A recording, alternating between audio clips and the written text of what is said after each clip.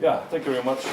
My name is Erik. I'm from Hungary, and I have a soft spot for Wrocław because I used to study here 9 years ago. Yeah, it's already 9 years ago. I spent my Erasmus semester here, so I came earlier yesterday to relive some old good moments in the city, and it changed a lot. You have a lot of new office buildings.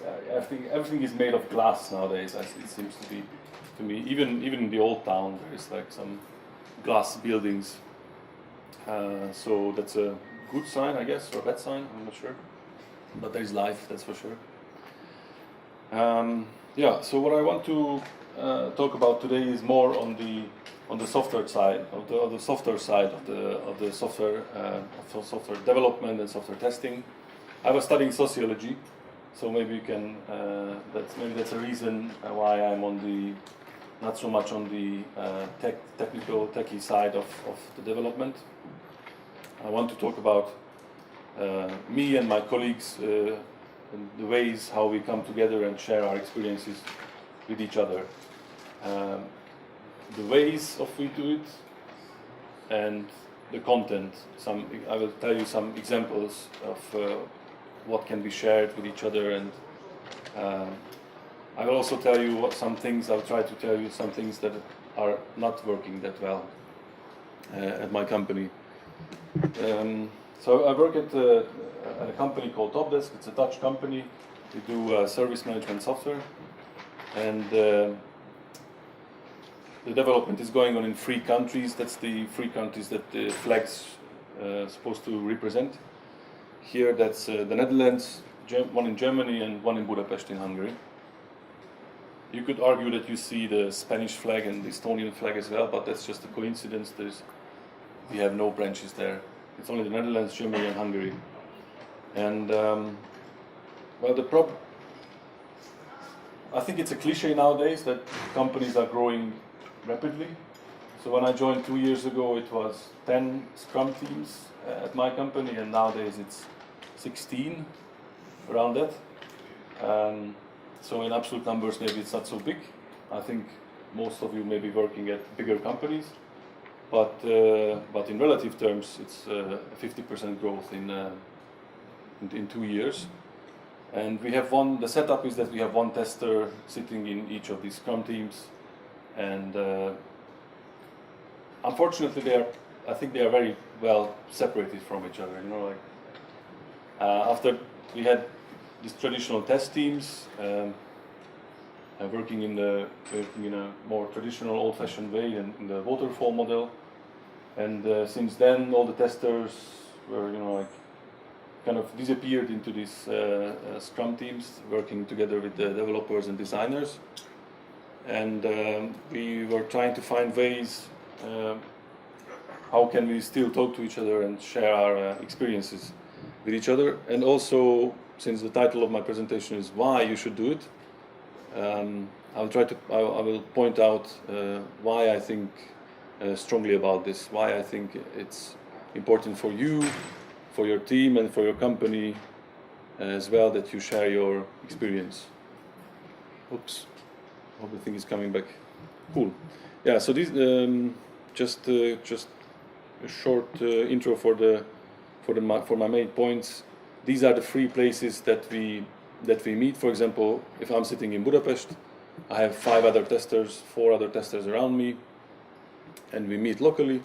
We can meet internationally, online, and then we can also meet in person. So coming together, the more the better. But it's typically once a year. So the local ones, we meet once a week, every Wednesday after lunch, and simply, or not so simply, talk about what happened to us and share what happened to us. This is aiming kind of breaking down those walls that I was mentioning, that you want to talk to other people, so you know what's going on in the other team, and it's good for you to hear those stories, because then you can go back to your team and bring it as a kind of a news. So, for example, all the photos I'm trying to I'm showing you is mostly I took with my camera in the office. So I wanted to make it very personal and very hands-on experience. For example, when I took this photo, the girl there was showing they set up some dashboards for monitoring the production logs, hoping that they would find some bugs there through that, or some errors. And she showed some practices that their team set up these dashboards, and it was useful for the rest of us because maybe my team haven't used that particular tool even, and we could go back and bring the news, as I said. I remember another story that the other girl there in the middle was telling us that they had a bug that they couldn't reproduce, and they couldn't reproduce just by they were trying to collecting everyone there. Oh, sorry about this. It keeps going away. So they were working hard on it to trying to reproduce the bug, but they couldn't. So they went to have lunch, and after they came back, the bug was there. And then the developer said, "Okay, stop. We have it. How did you do it?" And the girl said, "Like, yeah, I did nothing. I just came back from lunch, clicked one, and there was the bug." And that was the solution. There was a timeout issue in the background that some process needed to run for 10 minutes, and there you had the condition for the bug. And that was another example for a story that you can share with your colleagues, and then from then on they know about it, and they can, like it's in their reality. They can imagine that such thing can happen. Another thing that we like to do, and it's mostly for local practice, something called mob testing. Who here heard about mob testing before? I'm really curious. 1, 2, cool, thanks. Now I'll just explain quickly. It's a collaboration tool, the way I look at it. You have a group of people working together at one thing at a time, on one screen, one computer, so everything happens at the same time and everyone is there when it happens. You have different roles and you're rotating, so everyone gets to experience every kind of activity, every part of the activity. The main idea here is for example, in this picture, I think the girl in the back was new, so it was our way to introduce her a bit to the product, while explaining her and testing together with her in this fashion. So it's good for integrating new members, but it's also good for sharing knowledge and just hear other people's ideas about the same thing. Like if you look at 5 people look at one thing, they see 5 different things. It's pretty inevitable. I think we've all experienced this before. There's another example here. I'm not sure. Yeah, you don't need to see it. It's just an example of what we did on this local get together, we call it. There was an application developed by our internship, and we took this product elements list that was developed by James Bach, and it's different aspects, or different ways of how you can look at an application or a system even. So for example, you can take a look at something from a functional point of view, or you can take a look at its operations. You can emphasize what kind of data going in, out, being transferred, being transformed, and then you can it's like a dissection of an application. So we spent 1.5 hours with this, and the application developed by our internship was a small good enough, how to say, patient. I'm not sure if that works in English. So together with all these, my first point is this one, that software development is anecdotal. By this I mean that we run on stories. That's maybe a cliche, but I think it's important to emphasize from time to time that nothing we do in software development is run on control group research, what they do in science. There's no peer review of what we do. It's hard science, of course, because it's IT.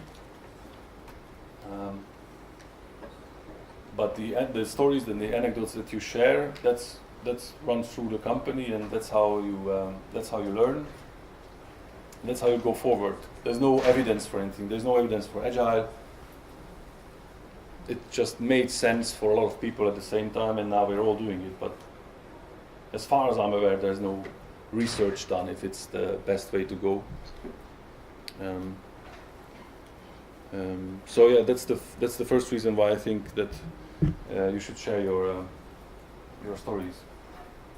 Let's take a look at the international ones. It gets trickier at this point. And probably you have experienced this. How many of you needs to hear Skype call or video conference call with other colleagues sitting in another country? Do you have experience with this, that you need to work like this? Oh, that's a lot. Okay. Yeah, not so surprising, I guess. With the international one, we meet in a similar fashion to the weekly ones, but once a month. We're trying to do something similar, trying to replicate something similar that we do on a weekly basis. Is that we bring up a subject and then everyone can share their experience with that. It's important to note at this point, or at any point actually, that there's no management that is asking us to do it. This is coming very bottom up. We are organizing for ourselves, all the testers sitting in the scrum teams. No one asks us what happened if we skip one or anything, so it's very voluntarily. So it's better be good, otherwise people stop coming. So here, for example, last time, like different teams use different automation frameworks. For example, my team uses the robot framework, and the reports of the robot framework is very different than other frameworks reporting. When something goes wrong, you have a log in the reporting interface. And for example, that's what we contrasted with each other and shared our experiences. What's better here? What's better for you? And then maybe your team can learn from my team. So it's a good. Sorry about this again. This will not change by the end of the presentation. So this is a good informal channel for the teams to learn about each other's stuff. With the international channel, this so-called asynchronous communication enters when you don't have a live communication, you don't have an immediate response to what you have to say, but you leave a message and then maybe later we'll get back to you. We have a company-wide, it's a collaboration company-wide tool. I think it's called Bitrix or something like that. And it's like a Facebook a bit. You can sign into different groups, and then you have a feed of posts practically. You can leave your experience or announcement or whatever there, and then people can just scroll through when they have time. So this is also a good forum to share your thoughts or experience. Not too many of us does that because it's a lot of work. In general, talking about testing is a lot of work, and then writing about testing your experience is a lot of work to make it compelling, to make it for others worth reading. So like you need to have some kind of tendency to you need to like writing out your experiences to make this useful. We also have a kind of a landing page for testing that people can look up things, that we collect some wisdom, some experiences, and more practical things, where you can find databases and server connections and stuff like that. So this is also a good way of I don't want to use sharing too many times, but I haven't found a better word, so that's what I need to use. It's a good way of sharing what you know. I was referring to this a bit. I was trying to put up somehow the hurdles of Skype calls, because they keep crushing on you, and even if it's with one person. So we tried pair testing as well remotely, just to get together and take a look at the same thing at the same time. It's like a roller coaster thing. At my company, we sometimes we are enthusiastic about it, and then we try it for a few months, and then it goes down, and then it comes back. So usually new people initiate it, like it's a good idea, let's do it. So it's definitely one place or point where we struggle. Maybe it's a hard word, but English is not my first language, so that's the one that I want to use here. This is my second point. To stay an enthusiast, you need enthusiastic people around you, and by this I mean that this is another reason why I think it's a good idea for you to share what you learned, because then you will get it back. That's what I experienced. If I put some stuff out that I learned about, then other people the next week, the next month, they came up to me and told me what they learned, and I didn't need to do anything. I didn't even know if it's going to be if it's out there. So just by telling them what I knew about, I learned about something that they knew, regardless of me. So that was really a cool thing to experience, and like if you put the energy in, you will get back some energy. I don't want to go new age or anything, but that's just have been my experience. And the third leg of what we can do, or what you can do at your company as well, hopefully. Of course, you need a company budget for this to travel in people. But for example, last year we met in Budapest. It was like 15 people coming together for 2 days, and sort of like a mini conference for ourselves. It was very consciously done by us, or all the sessions and talks, let's say, it was done by us. We did some workshop on security testing, or we had some kind of lightning talks to each other on different subjects. Also, very important experience here is that if you met, I'm pretty sure that you experienced this as well, that if you met someone in person, then you have more empathy towards them from then on. So they go back to their country, and it's easier to Skype call them, or it's easier to take them as a human being, practically, after you met them. Before that, they are just a distant someone with a image. So that if I was your company, I would encourage it, that's for sure. And I think fortunately companies encourage this already, so, but I'm not sure. Like, I haven't worked at all or too many companies before. That's just another illustration of our international annual meeting when we come together and sit with each other.